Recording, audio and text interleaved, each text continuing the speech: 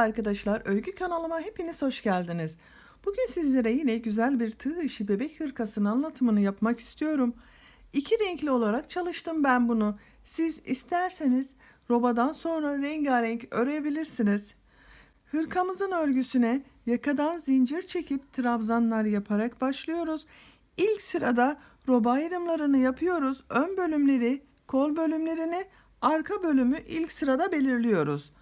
Ben bugün 6-12 aylık bir bebek için yaptım. 68 zincir çekerek başladım. Siz bu hırkayı yeni doğan bir bebek için yapacaksanız bu başlangıç zincir sayısını 54 zincir çekerek ön bölümlerini 8 trabzan, kol bölümlerini 11 trabzan, arka bölümü de 16 trabzan yaparsanız iyi olacaktır. 3 aylık bir bebek için yapıyorsanız da 60 zincir ile başlayarak ön bölümleri 9 trabzan, kol bölümlerini 12'şer trabzan, arka bölümü de 18 trabzan yaparsanız 3 aylık bebek için güzel olacaktır. 6 aylık bebek için 68 zincir ile başlayarak ön bölümleri 10 trabzan, kol bölümlerini 14 trabzan, arka bölümü de 20 trabzan yaparsanız iyi olacaktır. 1 yaş bebek için yapıyorsanız başlangıç zincir sayısını 72-74 olarak çekebilirsiniz. Roba ayrımlarında ön bölümleri 11'er trabzan, kol bölümlerini 14'er trabzan, arka bölümü de 22 trabzan yaparsanız ölçünüz iyi olacaktır. 2 yaş bebek için yapıyorsanız da başlangıç zincir sayısını 84 zincir ile başlayıp ön bölümleri 13 trabzan, kol bölümlerini 16 trabzan, arka bölümü de 26 trabzan yaparsanız iyi gelecektir. Bu ölçüler benim elimin sıklığına ve standart ölçülere göre ama sizin bebeğinizin kilosuna göre ve elinizin sıklığına göre bu sayılar değişecektir. Daha büyük çocuklarınız için de boyun çevresine göre zincir çekerek başlarsanız iyi olacaktır. Bu güzel hırkamızın örgüsü çok kolay arkadaşlar. İki renkli olarak çalıştım. İp olarak bakın Nakalux Minnoş Baby ipini kullandım. Mavi renk olarak kullanmış olduğum ipin üzerinde 340 metre yazmakta. Renk numarası 214. Beyaz olarak da aynı marka ipi kullandım. Siz bu hırkayı istediğiniz marka bebek iplerini kullanarak istediğiniz renkler ile örebilirsiniz. Ben bugün mavi beyaz çalıştım bir erkek bebek için. Siz farklı renkleriyle çalışarak kız bebekleriniz için de yapabilirsiniz. Tığ olarak da elimin sıklığına ve ipim ince bir ip olduğu için 3 milimlik tığ kullandım. Siz elinizin sıklığına göre 3,5-4 milimde tığ kullanabilirsiniz. Düğme olarak ben 4 adet düğme dikmeyi tercih ettim. Siz isterseniz sadece roba bölümüne 3 düğme yaparak da kullanabilirsiniz. Size ölçülerini de vermek istiyorum. Bakın kol altından enini ölçüyorum. 26 santim. Kol altından yüksekliğini ölçüyorum. 20 santim. Omuzdan itibaren tam yüksekliğini ölçtüğüm zaman 32 santim. Bu da 6-12 aylık bebek için çok rahat bir ölçü oldu. Siz daha büyük veya daha küçük yapmak isterseniz ben sizler için standart bebek ölçü tablosunu hazırladım. Bu videonun açıklama bölümüne ekliyorum. Siz izlemekte olduğunuz bu videonun sağ alt köşesindeki küçük üçgene tıklarsanız açıklama bölümünde standart beden ölçüsü var. Oraya bakarak yapacak olduğunuz ölçüde bu hırkayı örebilirsiniz. Kol ölçülerini vermeyi unuttum arkadaşlar. Kol ölçüsünü de hemen söylüyorum. Bakın omuzdan itibaren kolun uzunluğu 28 santim. Kol altından itibaren kol uzunluğu 17 santim. Ölçülerimizi verdik, malzemelerimizi söyledik. Hazırsak hep birlikte bu güzel hırkamızın örgüsüne geçelim. Kanalıma abone değilseniz abone olmayı unutmayın lütfen. Hepinize kolay gelsin.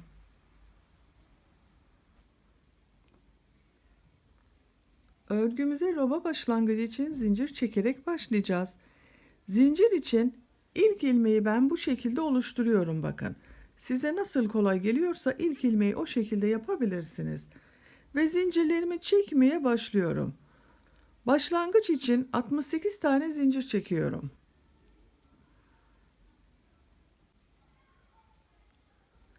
68 zinciri çektim.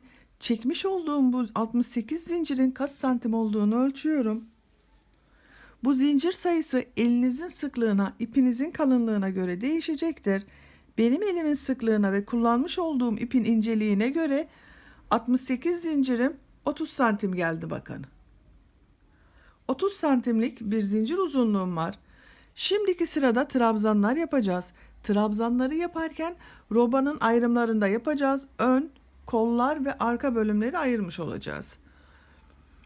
İlk sıra için 1, 2, 3 zincir çekiyorum. İpi tığın üzerine alıyorum. 1, 2, 3 ilmek atlıyorum. Dördüncü ilmek içerisine bir trabzan yapıyorum. Ön bölüm için 10 trabzan yapıyorum. Bu 3 zincir çekerek bakın döndüğümüzde bir trabzan, 1, 2, 3, 4, 5, 6, 7, 8, 9, 10. Ön bölüm için 10 trabzanı yaptım. Bakın bu 1, 2, 3, 4, 5, 6, 7, 8, 9, 10. Kol ile ön bölümü ayıran ayrı bir yeri için belirlemek için bakın bir zincir çekiyorum. İpi tığın üzerine alıyorum. Kol bölümünü yapmak üzere takip eden bakın bu ilk ilmek içerisine trabzan yapıyorum. Kol bölümü için 14 trabzan yapıyorum. 1, 2, 3, 4, 5, 6, 7, 8, 9, 10, 11, 12, 13, 14. Kol bölümü için de 14 trabzanı buraya yaptım. Bir zincir çekiyorum. İpi tığın üzerine alıyorum. Kol ile arka bölümü ayıran ayrım yeri için bu zinciri çektik. Takip eden bakın bu ilk ilmek içerisine arka bölüm için ilk trabzanı yapıyorum. Arka bölüm için 20 tane trabzan yapıyorum. 2, 3, 4, 5, 6, 7, 8, 9, 10, 11, 12, 13, 14, 15, 16, 17,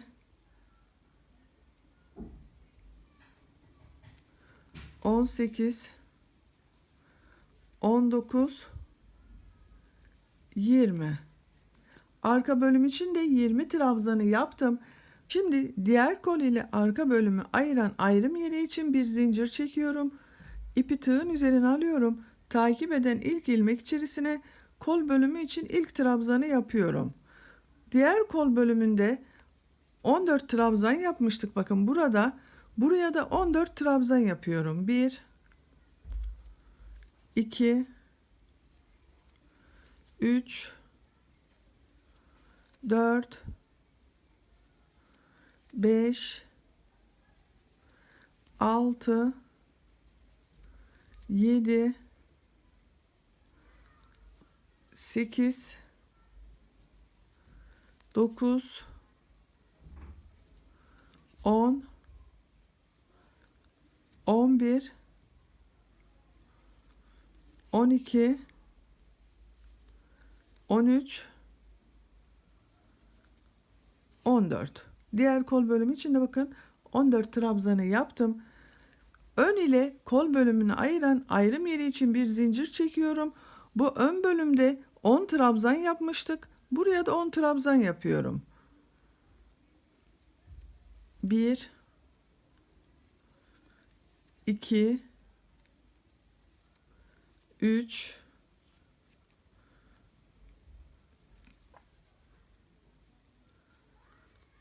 4, 5,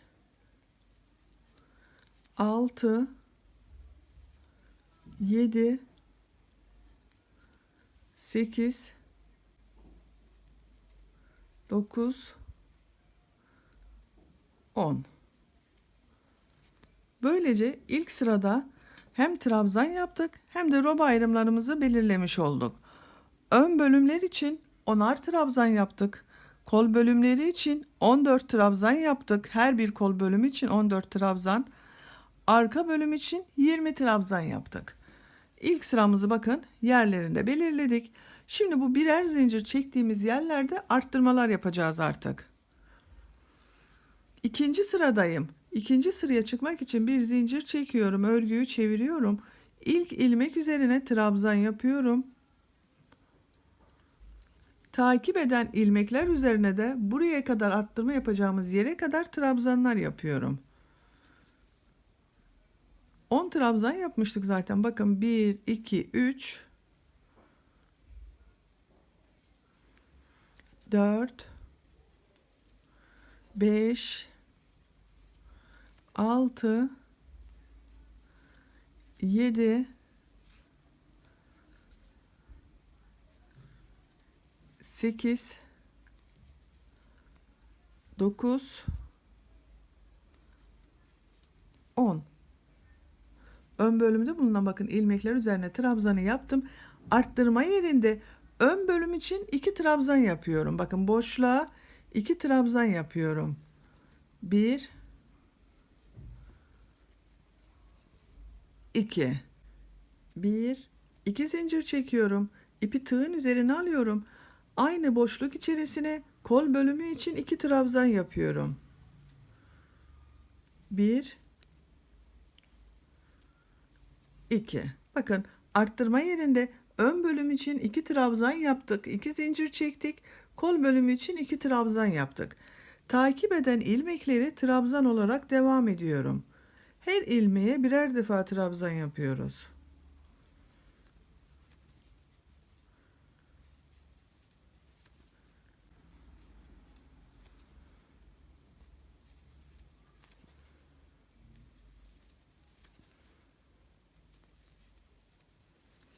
Bakın kol bölümünde bulunan ilmekler üzerine trabzanları yaptım. Kol ile arka bölümü ayıran arttırma yapacağımız yere geldim. Bu bir zincirlik boşluğa kol bölümü için 2 trabzan yapıyorum. 1, 2, 1, 2 zincir çekiyorum. Aynı boşluk içerisine arka bölüm için 2 trabzan yapıyorum. 1, 2. Arka bölümde bulunan bu ilmekler üzerine trabzan olarak devam ediyorum. Her ilmeğe birer defa trabzan yapıyoruz. Bu şekilde. Burada yapacağımız arttırma yerine kadar trabzanlara devam edelim. Arka bölümde bulunan ilmekler üzerine trabzanlar yaparak arttırma yapacağımız yere geldim. Bu bir zincirlik boşluğa arka bölüm için 2 trabzan yapıyorum. 1, 2, 1, 2 zincir çekiyorum. Aynı boşluk içerisine kol bölümü için 2 trabzan yapıyorum. 1, 2.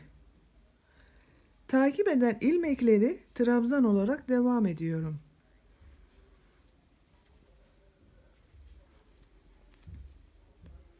Burada yapacağımız arttırma yerine kadar devam edelim. Kol bölümünde bulunan ilmekler üzerine trabzanları yaptım. Kol ile ön bölümü ayıran arttırma yerine kol bölümü için 2 trabzan yapıyorum. 1, 2, 1, 2 zincir çekiyorum. Aynı boşluk içerisine ön bölüm için 2 trabzan yapıyorum. 1, 2. Buraya da 2 trabzan, 2 zincir, 2 trabzan yaptık. Ön bölümde bulunan ilmekler üzerine trabzan olarak devam ediyorum. Sıra sonuna kadar birer defa trabzan yapıyoruz.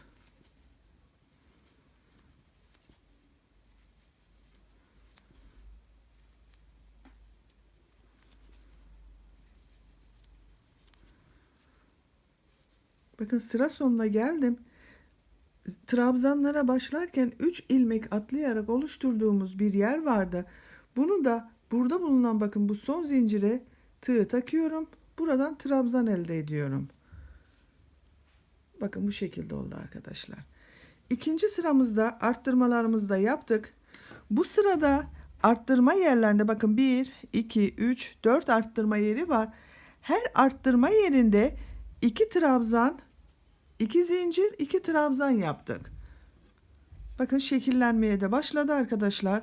Üçüncü sıradayız. Üçüncü sırada tekrar arttırmalar yapacağız.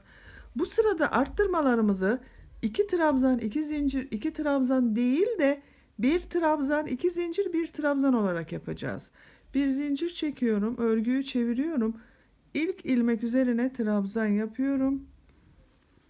Takip eden ilmek üzerine de trabzanlar yapıyorum bakın.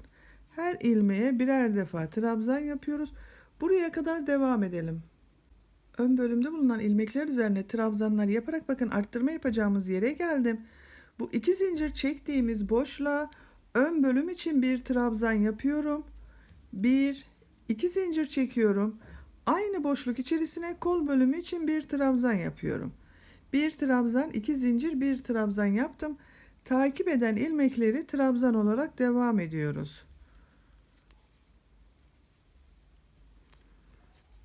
Bakın burada bir trabzan, 2 zincir, bir trabzan arttırması yaptık. Diğer arttırma yapacağımız yere kadar devam edelim. Kolda bulunan ilmekler üzerine trabzanlar yaparak arttırma yapacağımız yere geldim. Bu boşluğa kol bölümü için bir trabzan yapıyorum. 1, 2 zincir çekiyorum. Aynı boşluk içerisine arka bölüm için bir trabzan yapıyorum. Bir trabzan, 2 zincir, bir trabzan yaptık. Takip eden ilmekleri trabzan olarak devam ediyorum.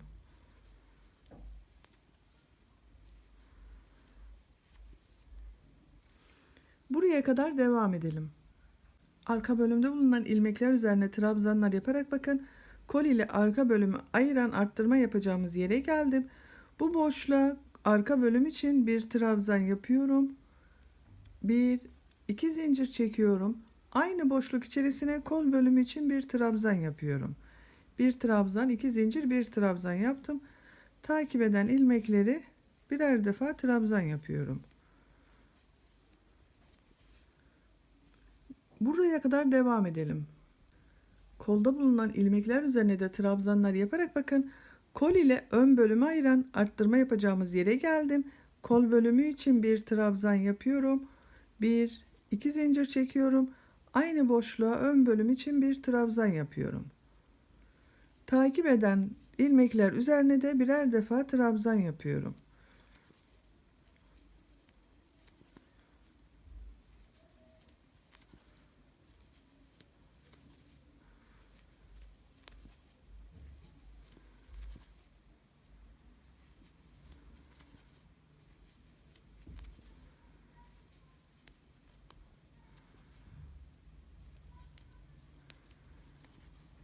Bakın son ilmeği de yapıyorum.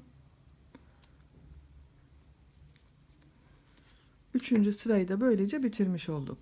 Bu sırada arttırmalarımızı bir trabzan, 2 zincir, bir trabzan olarak yaptık. Bir alt sırada 2 trabzan, 2 zincir, 2 trabzan yapmıştık. Robamız bakın bu şekilde arkadaşlar. Şimdi dördüncü sıradayız. Dördüncü sırada tekrar buralardan arttırmalar yapacağız. Arttırmaları bu sırada 2 trabzan, 2 zincir, 2 trabzan olarak yapacağız. Dördüncü sıraya çıkmak için bir zincir çekiyorum. Örgüyü çeviriyorum. İlk ilmek üzerine trabzan yapıyorum. Takip eden ilmekler üzerine de birer defa trabzan yapıyorum. Buraya kadar devam edelim. Ön bölümde bulunan bakın ilmekler üzerine trabzanları yaptım. Arttırma yapacağımız yere geldim. Bu arttırma yerine bu sırada ön bölüm için 2 trabzan yapıyorum. 1 2 1 2 zincir çekiyorum. Aynı boşluk içerisine kol bölümü için 2 trabzan yapıyorum. 1 2. Bakın bir alt sırada 1 trabzan, 2 zincir, 1 trabzan yapmıştık. Bu sırada 2 trabzan, 2 zincir, 2 trabzan yaptık. Takip eden ilmekleri trabzan olarak devam ediyorum. Burada arttırma yapacağımız yere kadar devam edelim. Bakın kolda bulunan ilmekler üzerine trabzanları yaptım. Arttırma yapacağımız yerdeyim. Bu boşluğa kol bölümü için 2 trabzan yapıyorum. 1 2 1 2 zincir çekiyorum. Aynı boşluk içerisine arka bölüm için 2 trabzan yapıyorum. 1 2. Bakın buraya da 2 trabzan, 2 zincir, 2 trabzan yaptık. Takip eden ilmekleri trabzan olarak devam ediyorum.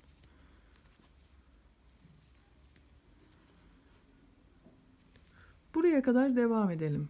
Arka bölümde bulunan ilmekler üzerine de trabzanlar yaptım. Bakın arka bölüm ile kol bölümünü ayıran arttırma yerindeyim. Bu boşluğa arka bölüm için 2 trabzan yapıyorum.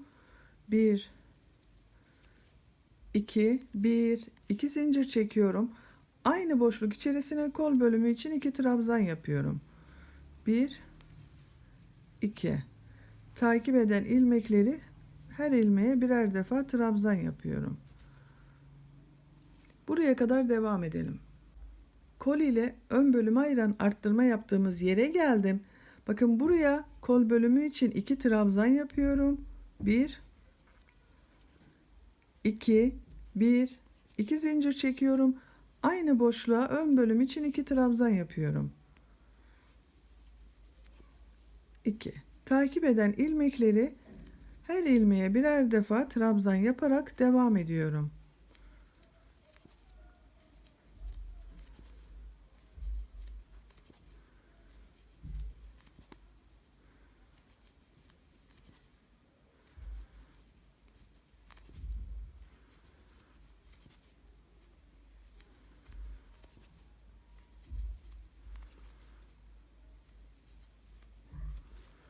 Sıra sonuna geldim. Bakın yine son ilmeği yaptım.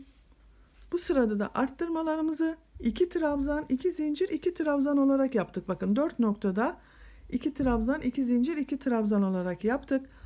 4. sırayı bitirdik. 5. sıraya çıkmak için bir zincir çekiyorum. 5. sıradayım. İlk ilmek üzerine trabzan yapıyorum. Bu sırada arttırmalarımızı 1 trabzan, 2 zincir, 1 trabzan olarak yapacağız.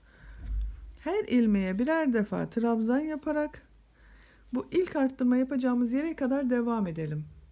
Ön bölümde bulunan ilmekler üzerine trabzanları yaptım. Arttırma yaptığımız yerdeyim. Bu 2 zincirli boşluğa ön bölüm için 1 trabzan yapıyorum.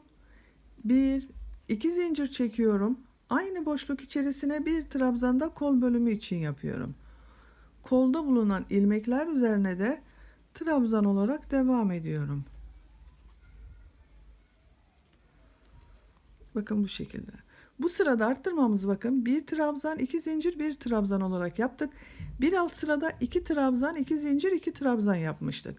Artık robamızın örgüsünün arttırmalarını bu şekilde bir sırada 1 trabzan, 2 zincir, 1 trabzan yapacağız. Bir sonraki sırada arttırma yerlerinde 2 trabzan, 2 zincir, 2 trabzan olarak devam edeceğiz. Robamızın şeklini görelim. Bakın arkadaşlar. Şekillenmeye başladı. Bu şekilde düzenli arttırmalar yapıyoruz. Her sırada arttırma yapıyoruz. Dediğim gibi bir sırada 1 trabzan, 2 zincir, 1 trabzan arttırması yapıyoruz 4 noktadan. İkinci sırada 4 noktadan 2 trabzan, 2 zincir, 2 trabzan olarak yapıyoruz. Robamızın örgüsü artık bu şekilde devam edecek arkadaşlar. Bu 4 noktadan her sırada düzenli olarak arttırmalar yaparak yapacak olduğumuz bebeğin büyüklüğüne göre roba sıra sayısını tamamlayalım gelelim. Roba bölümünü her sırada arttırmalar yaparak benim için gerekli yüksekliğe kadar ördüm. Kaç sıra ördüğümü sayıyorum. 1, 2, 3, 4, 5, 6, 7, 8, 9, 10. 11 sıra sonunda benim için gerekli yüksekliği elde ettim. Bir de sizlere ölçüsünü vermek istiyorum. Bakın bu şekilde ölçtüğümüz zaman 12 santim. Açık haliyle de görelim. Bakın robamızın şekli böyle arkadaşlar. Bir sırada 2 trabzan, 2 zincir, 2 trabzan arttırması yaptık. Takip eden sırada 1 trabzan, 2 zincir, 1 trabzan arttırması yaparak robanın başlangıcından itibaren ölçüsünü buraya kadar getirdik. Siz daha küçük bebekler için yapıyorsanız bu benim yaptığımdan 2 sıra eksik yapabilirsiniz. 9. sırada bırakabilirsiniz. Veya daha büyük çocuğunuz için yapıyorsanız da 1-2 sıra daha fazladan roba yüksekliğini yapabilirsiniz. O zaman arttırmalar da çok olacaktır. Ölçü de büyük olacaktır. Şimdiki sırada kolları gövdeden ayıracağız. Örgümüze gövde ile devam edeceğiz.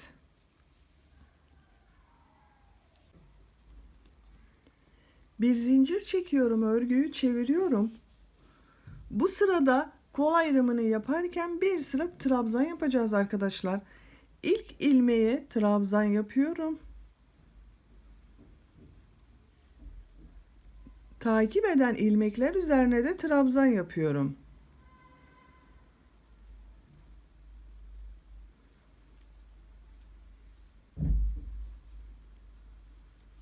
Bakın bu şekilde trabzanlar yapıyoruz. Kol altını yapacağımız bu arttırma yerine kadar trabzanlara devam edelim. Bölümde bulunan ilmekler üzerine trabzanlar yaparak bakın arttırma yaptığımız yere geldim. Burada bu arttırma yerine 2 trabzan yapıyorum. Bakın ön bölüm için 2 trabzanı yaptım. Bir zincir çekiyorum. Kolda bulunan ilmekleri atlıyorum. Kol ile arka bölümü ayıran bu arttırma yerine arka bölüm için 2 trabzan yapıyorum. 1 2. Bakın ön ile arka bölümü birleştirdik. Kol altında bir zincir çektik. Bu şekilde bir görüntü elde ettik. Arka bölümde bulunan ilmeklere trabzan olarak devam ediyorum.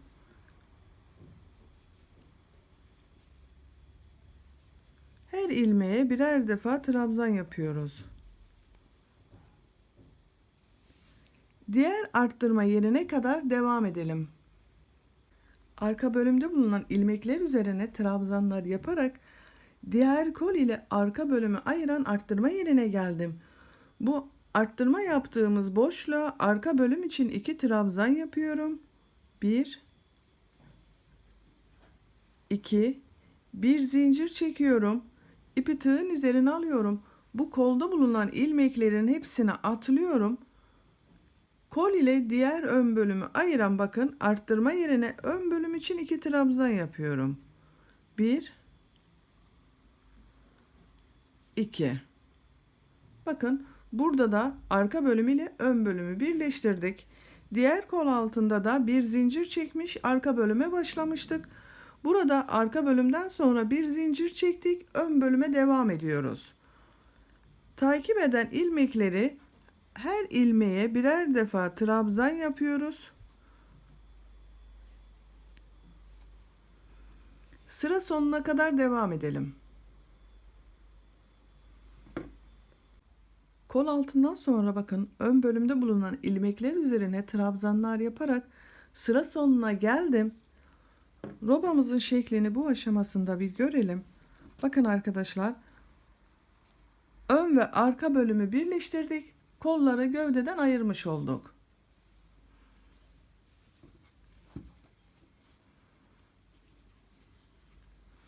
Bu şekilde oldu.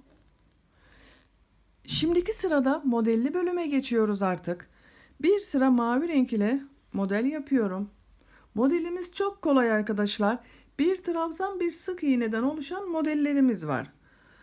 Bir zincir çekiyorum. Model yapıyoruz, model sırası. İpi tığın üzerine alıyorum. Bu ilk ilmek üzerine bir trabzan yapıyorum. Takip eden ilmeği bakın ipi tığın üzerine almadan sık iğne yapıyorum. İpi tığın üzerine alıyorum. Trabzan yapıyorum. İpi tığın üzerine almadan sık iğne yapıyorum. Bir trabzan, bir sık iğne yapıyoruz.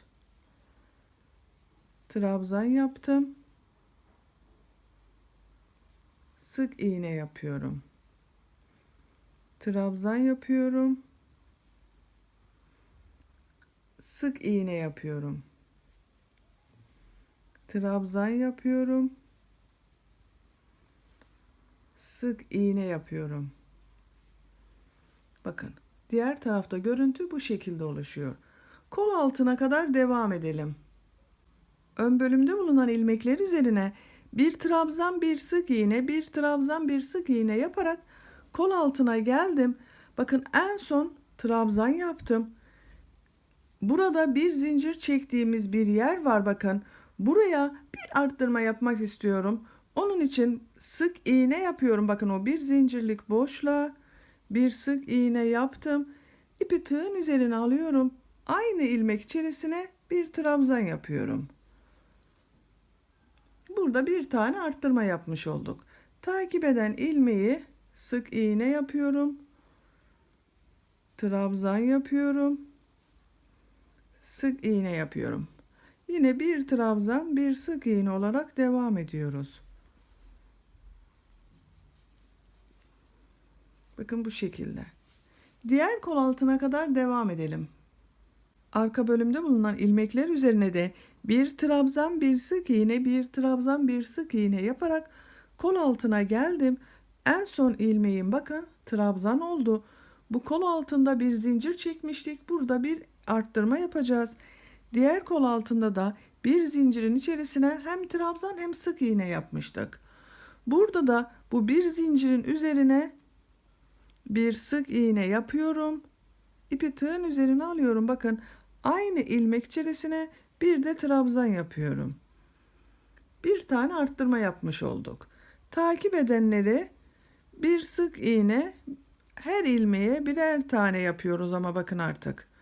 Bir trabzan yapıyorum. Bir sık iğne yapıyorum. Bir trabzan yapıyorum. Sık iğne yapıyorum. Trabzan yapıyorum. Artık bir sık iğne, bir trabzan, bir sık iğne, bir trabzan yaparak sıra sonuna kadar devam edelim. Bu ön bölümde bulunan ilmekler üzerine de bir sık iğne, bir trabzan, bir sık iğne, bir trabzan yaparak bakın sıra sonuna geldim. En son ilmeğim trabzan. Örgüyü çeviriyorum. Bir de modelimizi görelim. Bakın bu şekilde kabarık görüntüler elde ettik arkadaşlar. Modelimiz bir sonraki sırada daha iyi ortaya çıkacaktır. Bu sırada ben beyaz rengi geçiyorum.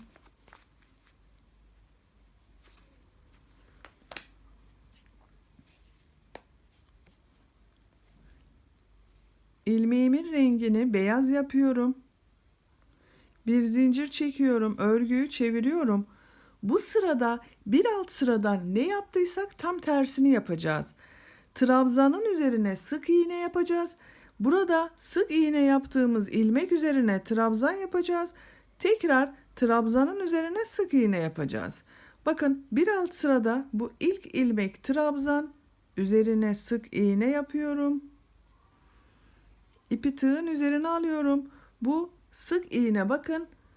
Bunun üzerine trabzan yapıyorum. Bakın bu trabzan, üzerine sık iğne yapıyorum. Sık iğne üzerine trabzan yapıyorum. Trabzan üzerine sık iğne yapıyorum. Sık iğne üzerine trabzan yapıyorum. Trabzanın üzerine sık iğne yapıyorum. Sık iğne üzerine trabzan yapıyorum. Bakın görüntümüz böyle arkadaşlar. Bakın trabzan üzerine sık iğne yapıyorum. Bu bakın sık iğne. Bunun üzerine trabzan yapıyorum. Sık iğne yapıyorum. Sık iğnenin üzerine trabzan yapıyorum. Bir alt sırada yaptığımızın tam tersini yapıyoruz bu sırada. Sıra sonuna kadar trabzanların üzerine sık iğne, sık iğnelerin üzerine trabzan yaparak devam edelim. Bu sırada bir alt sırada yapmış olduğumuz trabzanın üzerine sık iğne, sık iğnenin üzerine trabzan yaparak sıra sonuna kadar geldim. Şu anda 16. sıradayız. 16. sırayı tekrar beyaz ile yapıyorum. Bir zincir çekiyorum, örgüyü çeviriyorum. Yine tam tersi işlemleri yapacağız. Sık iğne üzerine trabzan, trabzan üzerine sık iğne yapacağız. İlk ilmek sık iğne, bunun üzerine trabzan yapıyorum. Takip eden ilmek bakın trabzan, bunun üzerine sık iğne yapıyorum. Bu sık iğne, bunun üzerine trabzan yapıyorum. Bakın bu trabzan, bunun üzerine sık iğne yapıyorum. Sık iğnenin üzerine trabzan yapıyorum. Trabzan üzerine sık iğne yapıyorum. Aynı şekilde bir alt sırada yapmış olduğumuz trabzan üzerine sık iğne, sık iğne üzerine trabzan yaparak sıra sonuna kadar devam edelim. Bu sırada da bir alt sırada yapmış olduğumuz trabzan üzerine sık iğne, sık iğnenin üzerine trabzanlar yaparak sıra sonuna geldim. 2 sıra beyaz yaptım. Burada ipin rengini değiştiriyorum. Burada bekletmiş olduğum mavi ipi alıyorum bakın. İlmeğin rengini mavi yapıyorum. Beyazı burada bekletiyorum. Bir zincir çektim. Örgüyü çeviriyorum. Tekrar aynısını yapacağız. Trabzan üzerine sık iğne, sık iğnenin üzerine trabzan yapacağız bu sırada. Bakın bu en son yapmış olduğum trabzan, bunun üzerine sık iğne yapıyorum. Sık iğnenin üzerine trabzan yapıyorum. Bakın trabzanın üzerine sık iğne yapıyorum.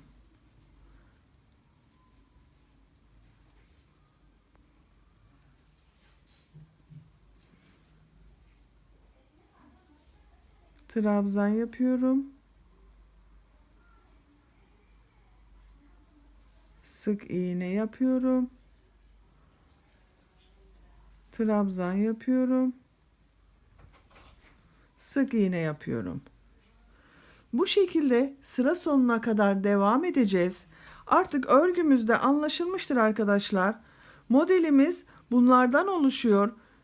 Bir alt sırada yapmış olduğumuz trabzanın üzerine sık iğne yapacağız. Sık iğnenin üzerine trabzan yapacağız. 2 sıra beyaz, 2 sıra mavi olarak örgümü devam ettirmek istiyorum ben. Siz de renk tercihinize göre sıralamasını istediğiniz gibi yapabilirsiniz. Bakın modelimiz de kendisini tam göstermeye başladı. Küçük küçük pıtırcık modelleri oluşuyor. Gövde örgüsünü yapacak olduğumuz örgünün büyüklüğüne ve tercihimize göre istediğimiz kadar tamamlayalım gelelim. Gövde örgüsünü benim için gerekli olan yüksekliğe kadar ördüm. Bakın bu şekilde 2, 4, 6, 7 sıra beyaz yaptım. Aralardan sonra bakın 2, 4, 6, 7 sırada mavi renk ile yaptım. Benim için gerekli olan yüksekliği elde ettim. Kol altından sonra bakın modelli yeri kaç santim yaptığımı ölçüyorum. 18 santim gövde örgüsü ördüm. Bu benim için yeterli. Siz daha büyük yapıyorsanız bir sırada beyaz yapabilirsiniz arkadaşlar. Şimdi ön pat çalışmasını yapıyorum.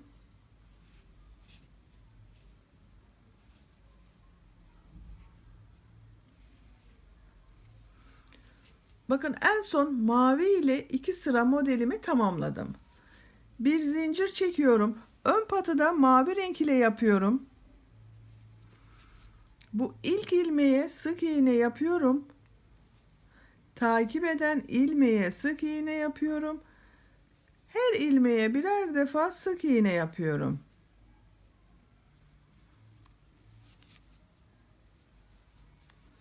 Bakın böyle.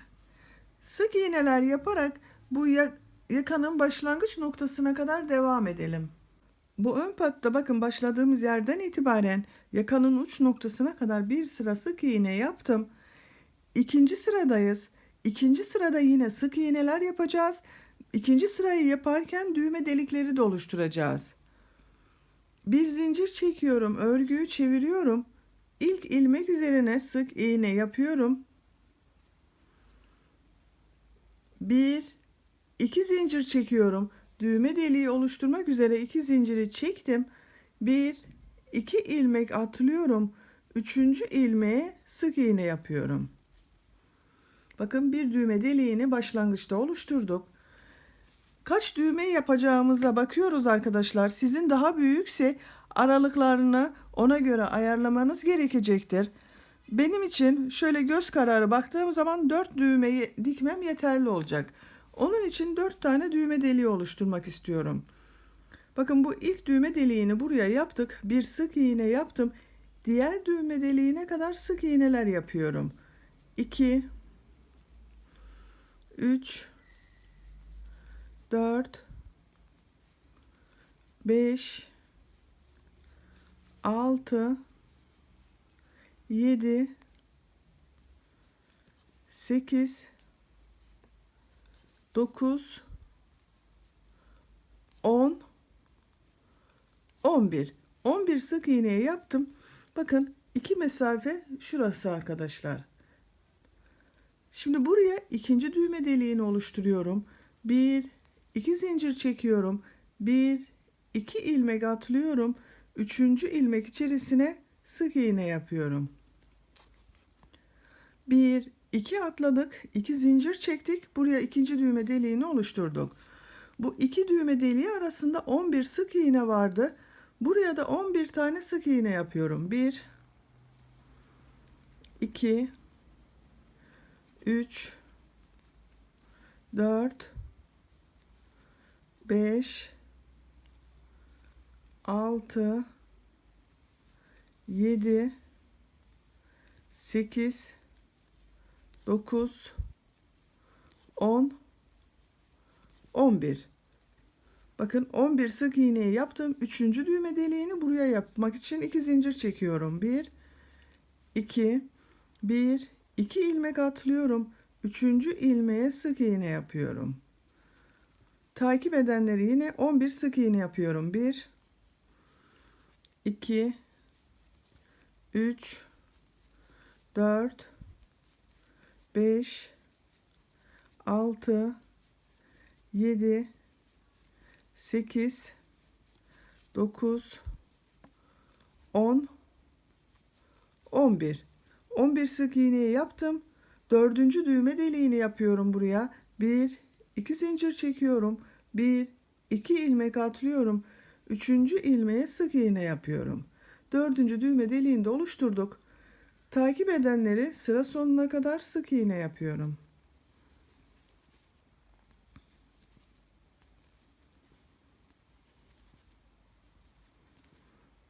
Bakın uç noktasına kadar geldim.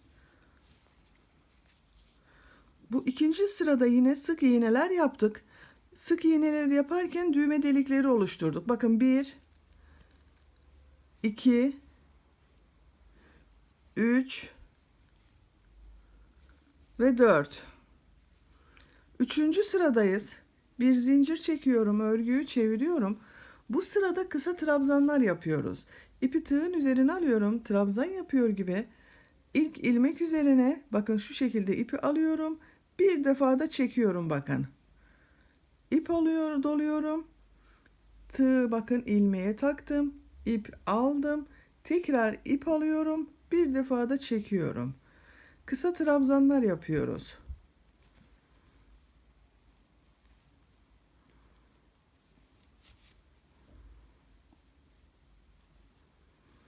Düğme deliğine kadar bu şekilde kısa trabzanlara devam ediyoruz.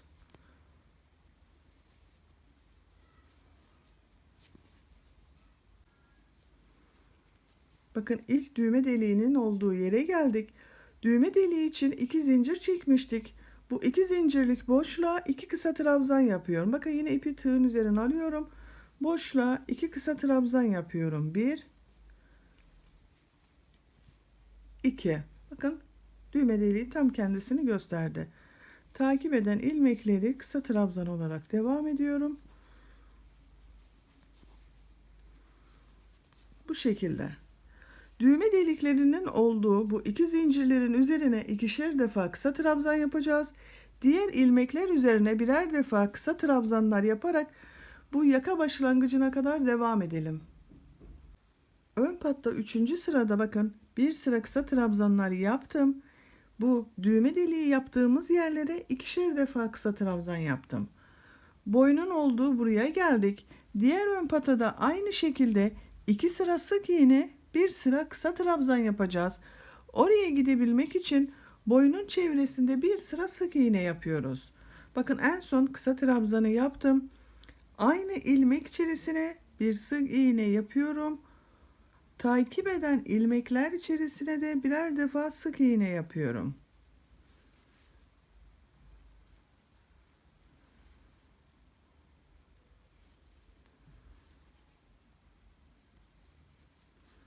Bu şekilde bakın. Boynun çevresinde sık iğneler yaparak devam edelim. Bu ön patta buraya gelince bir sıra sık iğne yapalım. Geriye dönelim sık iğne olarak.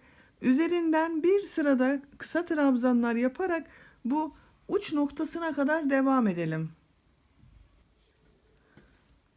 Örgümüzde bakın boynun çevresinde bir sıra sık iğneyi yaptım. Buraya kadar geldim. Burada 2 sıra sık iğne, bir sıra kısa trabzan yaptım. Uç noktasına geldim bakın arkadaşlar. Şeklini bir görelim. Bakın çok güzel oldu. Ön pat çalışmalarını böylece bitirmiş olduk. Bakın düğme deliklerini buraya yaptık. Buralara düğme dikeceğiz. Bu şekilde kullanacağız arkadaşlar. Şimdi etek ucundayız. Etek ucunda lastik örgüsü yapmak istiyorum. Bir zincir çekiyorum. Bu ilk ilmek bakın. Üzerine bir trabzan yapıyorum. Burada bir sıra trabzan sırası yapacağız. Bir sonraki sırada lastik örgüsünü oluşturacağız. Gördüğüm, takip eden ikinci ilmeğe trabzan yapıyorum. Bakın her ilmeğe birer defa trabzan yapıyorum.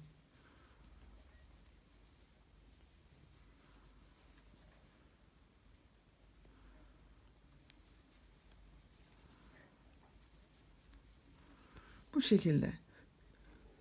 Lastik örgüsünün başlangıcı için her ilmeğe birer defa trabzan yaparak diğer uca kadar devam edelim. Lastik örgüsü yapmak için bakın bir sıra trabzanla yaptım. Görüntü olarak böyle oldu arkadaşlar. Şimdiki sırada yine trabzanlar yapacağız. Lastik örgüsü yapabilmek için trabzanları bir düz bir ters boşluklardan alıp trabzan yapacağız. Bakın 1 2 zincir çekiyorum. Örgüyü çeviriyorum. Bu gördüğüm ilk trabzanı bakın bunu boşluğa tığ takıyorum. İlmek alıp trabzan yapıyorum. Bakın düz taraftan trabzan yaptık. İpi tığın üzerine alıyorum. Takip eden bu trabzanı ters taraftan bakın boşluğa tığ taktım. İlmek alıp trabzan yapıyorum. Düz taraftan boşluktan alıp trabzan yapıyorum. Ters taraftan boşluktan alıp trabzan yapıyorum. Düz taraftan boşluktan alıp trabzan yapıyorum. Ters taraftan boşluktan alıp trabzan yapıyorum. Bakın lastik örgüsü yapıyoruz böyle. Bir düz bir ters boşluklardan alıp trabzan yapıyoruz.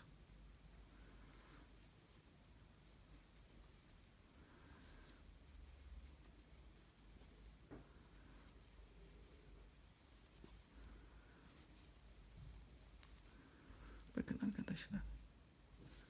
İki tarafta lastik görünümü oluyor. Bu şekilde yapmış olduğumuz bu trabzanları bir düz bir ters boşluklardan alıp trabzan yaparak bu sıra sonuna kadar devam edelim. İkinci sırada bakın trabzanları bir düz bir ters boşluklardan alıp trabzan yaparak sıra sonuna kadar geldim. Sıra sonunda bir ilmek kaldı. İpi tığın üzerine alıyorum. Bu son ilmeği tepe noktasına batarak trabzan yapıyorum. Sıra başında da 2 zincir çekmiştik. Bu bir trabzan oluşturmuştu. Sıra sonunda da tepe noktasına batarak trabzan yaptım. 1 2 zincir çekiyorum. Üçüncü sıradayız. Üçüncü sırada bu yapmış olduğumuz trabzanları nasıl görüyorsak o şekilde boşluklardan alıp trabzan yapacağız. Düz gördüğümüz trabzanı düz taraftan boşluktan alıp trabzan yapacağız. Terste gördüğümüz trabzanları ters taraftan boşluktan alıp trabzan yapacağız. 2 zinciri çekmiştik. İpi tığın üzerine alıyorum. Bakın bu ilk trabzan ters tarafta görünüyor. Ters taraftan alıp trabzan yapıyorum. Takip eden düz görünüyor. Düz taraftan alıp trabzan yapıyorum. Bu ters tarafta görünüyor. Ters taraftan boşluktan alıp trabzan yapıyorum. Düz tarafta görünüyor. Düz taraftan alıp trabzan yapıyorum.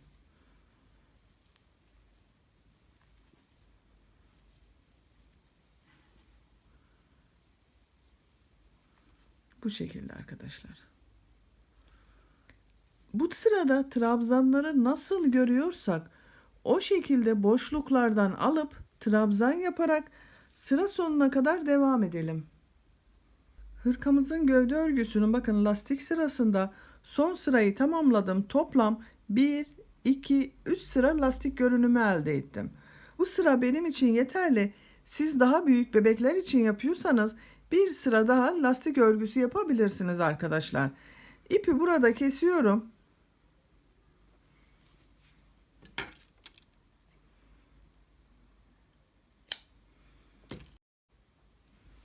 Böylece gövde örgüsünü bitirmiş olduk. Bakın arkadaşlar, çok güzel oldu. Bu şekilde güzel bir örgü yaptık. Ben kolun birisini çalıştım. Bakın bu şekilde bir kol yaptım.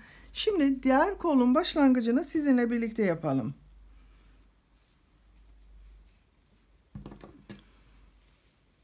Kol altında bulunan bakın bu ilmekten tığı takıyorum. Ön ile arka bölümü birleştirdiğimiz bir ilmek vardı. Oradan tığı taktım. Buradan bir defa düğüm atalım. Aynı ilmekten bir ilmek çıkarıyorum. Şöyle yönüne bakıyorum. Ne taraftan yapacağıma bakın, böyle ters taraftan gideceğiz. Gövdede de birleştirirken bakın bir sıra trabzan yapmıştık. Buranın devamı olarak yapıyoruz burayı. İpi tığın üzerine alıyorum. Bu bakın kol ile ön bölümün bu arttırma yerinde bir trabzan yapıyorum. İpi tığın üzerine alıyorum. Takip eden ilmekler üzerine birer defa trabzan yapıyorum. Bu bakın bağlamış olduğum ipi de iç taraftan götürüyorum. Örgümüz temiz görünüyor böylece. Her ilmeğe birer defa trabzan yapıyorum.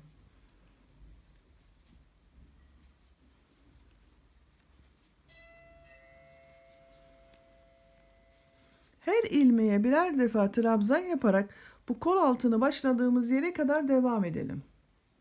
Kol bölümünde bulunan ilmekler üzerine birer defa trabzan yaparak bakın sıra sonuna geldim. Sıra sonunda kol bölümünün burada arttırma yaptığımız bakın bu zincirlik boşluk var. Buraya bir trabzan yapıyorum. Sıra başında da bu bakın boşluğa bir trabzan yapmıştık.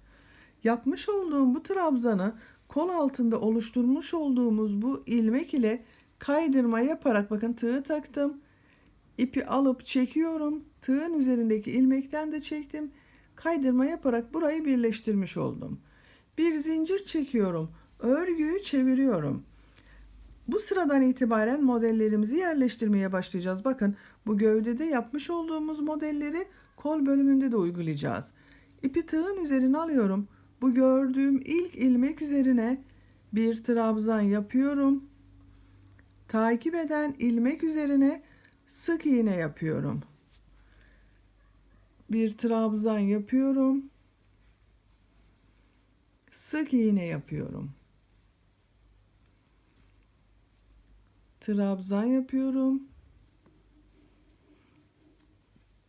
Sık iğne yapıyorum. Trabzan yapıyorum. Sık iğne yapıyorum. Bakın gövdede yapmış olduğumuz gibi her ilmeğe birer defa yapıyoruz. Bir trabzan, bir sık iğne yaparak sıra sonuna kadar devam edelim. Kol bölümünde bulunan ilmekler üzerine bir trabzan, bir sık iğne, bir trabzan, bir sık iğne yaparak bakın kol altına geldim. Trabzanı yaptım. Son bir ilmek kaldı. Bunu sık iğne yapıyorum. Sıra başında trabzan ile başlamıştık. Sıra sonunu sık iğne ile bitirdik. Model bakın birbirini takip ediyor. Yapmış olduğum bu son ilmeği ilk yaptığım ilmek ile kaydırma yaparak birleştiriyorum. Bakın bu şekilde tığa taktım. İlmek alıp çekiyorum. Tığın üzerindeki ilmekten de çektim. Böylece bakın ilk sıraya modelimizin başlangıcını yapmış olduk. Şimdiki sırada bu bir alt sırada yaptığımızın tam tersini yapacağız. Trabzan üzerine sık iğne, sık iğnenin üzerine trabzanlar yapacağız. Kol bölümünde kaç ilmek olduğunu söylemeyi unuttum arkadaşlar size. Benim bu kol başlangıcında 46 ilmek yani 46 trabzan vardı. 46 ilmekle kolun örgüsüne devam ediyorum. Şimdi beyaz renge geçiyoruz. Gövde bölümünde de aynısını yapmıştık. Bir sıra bakın modelimizin oluşumunu yapmıştık. Beyaz renge geçmiştik. Kol bölümünde de beyaz renge geçiyorum. Burada bakın ilmeğimin rengini beyaz yapıyorum. Şu şekilde beyaz yaptım. Bir defa zincir çektim, sağlamlaştırdım. Örgüyü çeviriyorum. Bu sırada sık iğnenin üzerine trabzan yapacağız. Trabzanın üzerine sık iğne yapacağız. İpi tığın üzerine alıyorum. Bakın mavi ipi burada bekletiyorum. Daha sonra onunla devam edeceğiz. İlk ilmek sık iğne, sık iğnenin üzerine trabzan yapıyorum. Takip eden ilmek bakın trabzan. Bunun üzerine sık iğne yapıyorum. Sık iğnenin üzerine trabzan yapıyorum. Bakın sık iğne yapıyorum. Sık iğnenin üzerine trabzan yapıyorum. Trabzan üzerine sık iğne, sık iğne üzerine trabzan yapıyorum. Bir alt sırada yaptığımızın tam tersi yapıyoruz üzerine arkadaşlar. Sık iğne üzerine trabzan, trabzan üzerine sık iğne yaparak sıra sonuna kadar devam edelim. Bu sırada sık iğne üzerine trabzan, trabzan üzerine sık iğne yaparak bakın sıra sonuna geldim. Sıra başında trabzan ile başlamıştık. Sıra sonunda bakın sık iğne ile bitirdik. En son yapmış olduğum ilmek ile ilk ilmeği kaydırma yaparak birleştiriyorum. Bakın mavi ipi de üste çıkardım. Burada bekletiyorum. Bir zincir çekiyorum. Örgüyü çeviriyorum. Bir sıra daha beyaz yapıyoruz. Gövde örgüsünde de aynısını yapmıştık. 2 sıra beyaz, 2 sıra mavi yapmıştık. Sık iğnenin üzerine trabzan yapıyorum. Trabzan üzerine sık iğne yapıyorum. Sık iğne üzerine trabzan yapıyorum.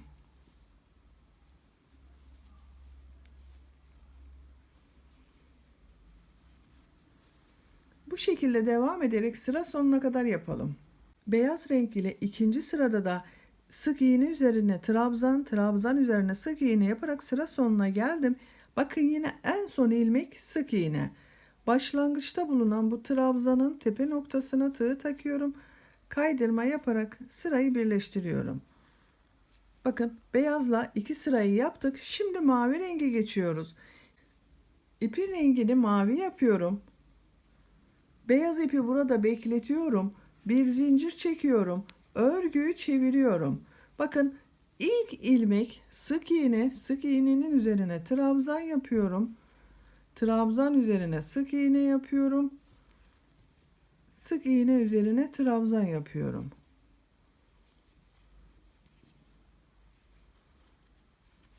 Bu şekilde arkadaşlar sıra sonuna kadar devam ediyoruz. Sıra sonunda tekrar örgüyü çeviriyoruz. Bir sıra daha mavi yapıyoruz. Beyaz renge geçiyoruz. Mavilerden ve beyazlardan ikişer sıra modelimizi yapıyoruz. Aynı gövdede olduğu gibi. Kolun örgüsünü böyle devam ediyoruz. Yapacak olduğunuz bebeğin büyüklüğüne göre kolun örgüsü gövdeyi kaç sıra yaptıysanız bu sıra sayısından 1-2 sıra eksik olması iyi olacaktır arkadaşlar. Bakın ben sayıyorum. Gövdeyi bu beyazlardan sonra 2, 4, 6, 7 sıra mavi ile model yaptım. Kolda ise bakın beyazdan sonra 2, 4, 6 sıra mavi yaptım. 7. sıra model sırasını yapmadım. Bileklik bölümünü yaptım. Bu şekilde siz de yapmış olduğunuz hırkanın büyüklüğüne göre kolun örgüsünü bunda yapmış olduğum gibi tamamlayalım gelelim. Kolun örgüsünü benim yaptığım hırkanın gövde örgüsünün uzunluğuna göre tamamladım arkadaşlar.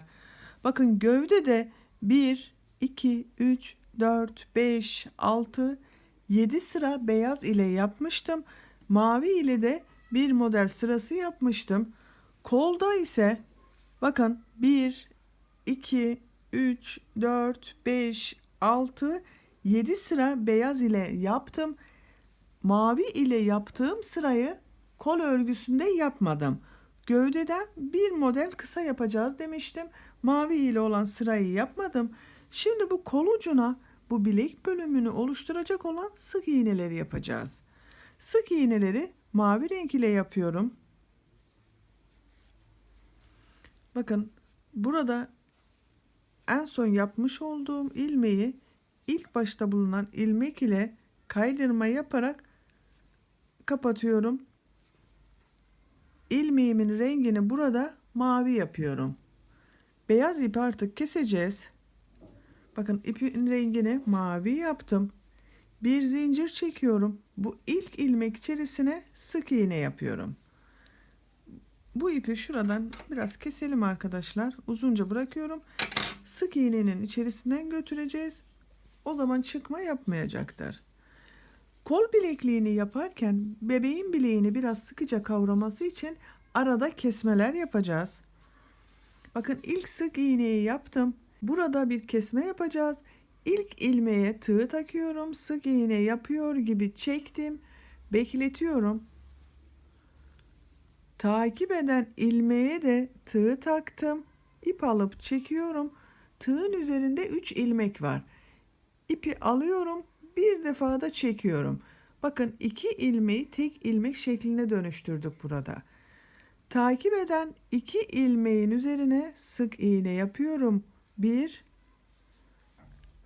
2. Burada bulunan 2 ilmeği de kesme yapacağız bakın. 1 çıkardım, bekletiyorum. Takip eden ilmeğe tığ taktım, çıkardım, bekletiyorum. 3 ilmek var. Üçünün içerisinden bir defa da çekiyoruz. 2 tek yapıyoruz, bir kesme yapıyoruz. 2 sık iğne yapıyorum. 1, 2, üçüncü olanı kesme olarak yapıyorum. Bakın 2 ilmeği tek ilmek şekline dönüştürüyorum. Takip eden 2 ilmeği bakın ipin ucunda içeriden götürüyorum. Hem örgümüz temiz görünür hem çıkma yapmaz. 1, 2 sık iğne. Bunu bakın 2 ilmeği tek ilmek şekline dönüştürerek kesme yapıyorum. Toparlıyor bakın arkadaşlar, burada sık iğnemiz toparlıyor. Aralarda kesmeleri de yapıyoruz. Bu sırada 2 sık iğne yapalım. 3. ve 4. ilmeklerde kesme yaparak tek ilmek şekline dönüştürelim. Sıra sonuna kadar devam edelim. Kol ucunda mavi renk ile sık iğneler yaparak sıra sonuna geldim. Bu sırada sık iğneleri yaparken bilek bölümünün biraz sıkıca kavraması için aralarda eksiltme yapmak için kesmeler yaptık. 2 tek sık iğne yaptık. 3 ve 4.'lerde kesmeler yaptık. En son yapmış olduğum ilmeği bakın bu ilmek ile kaydırma yaparak birleştiriyorum. Bu bir sırada benim toplam 36 tane sık iğne var arkadaşlar. Eksiltme oldu, 36 sık iğne kaldı. Bir zincir çekiyorum. İlk ilmek üzerine sık iğne yapıyorum. Takip eden ilmekler üzerine de artık hepsine birer defa sık iğne yapıyorum. Bakın, eksiltme yapmıyoruz. Her ilmeğe birer defa sık iğne yapıyoruz. Bir alt sırada eksiltmeleri yaptık. Bakın, bilek bölümü de kendisini toparladı. Artık örgümüz sık iğne olarak devam edecek. Bu şekilde her ilmeğe birer defa sık iğne yaparak sıra sonuna kadar yapalım. Sıra sonunda kaydırma yaparak sırayı birleştirelim. 3. sıra sık iğneye devam edelim. Bu şekilde döne döne toplam 4 sıra olarak yapalım. Ben diğer bileklik bölümünü 4 sıra sık iğne yaptım. Bakın, 1, 2, 3, 4. Bu bileklik bölümünü de aynı şekilde 4 sıra sık iğne olarak tamamlayalım gelelim. Hırkanın kol bilekliğini 4 sıra sık iğne olarak bakın tamamladım. Sayıyorum: 1, 2, 3, 4. En son ilmeğe sık iğne yaptım. Bu ilmeği ilk yaptığım, bakın, bu ilmek ile kaydırma yaparak kapatıyorum. İpi burada kesiyorum.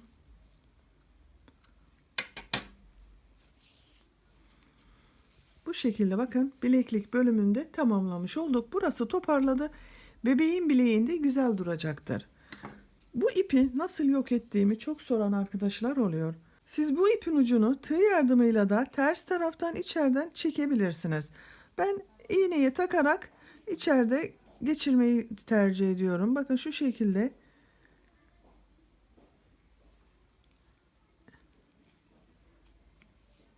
iğneyi taktım. Örgünün ters tarafından, ilmeklerin arasından, bakın, şu şekilde takıyorum.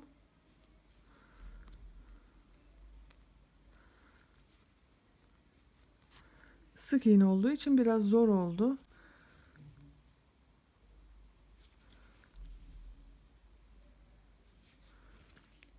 Artık kesebiliriz.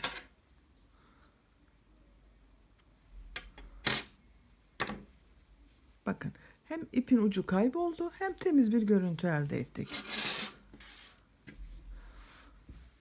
Ben, bakın, ön pata burada yapmış olduğumuz 4 düğme deliği vardı.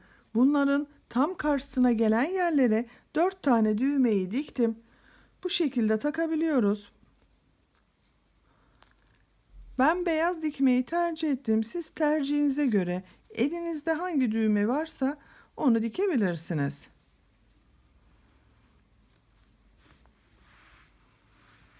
Bakın arkadaşlar, kolların örgüsünü de bitirdik. Böylece hırkamızı tamamen bitirmiş olduk. Arka görüntüsüne bakalım. Arka görüntüsü de bu şekilde.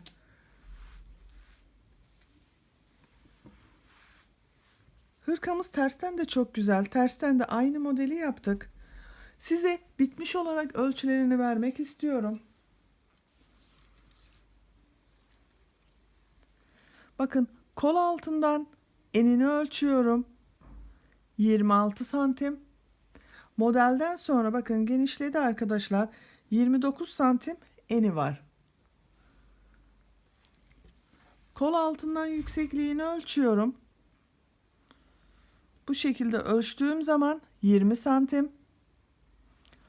Omuzdan itibaren yüksekliğini ölçüyorum. 32 santim. Tersten görüntüsüne de bir bakalım.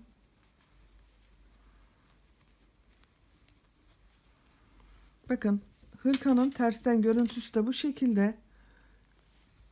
Tersten görüntüsü de çok düzgün oldu gördüğünüz gibi.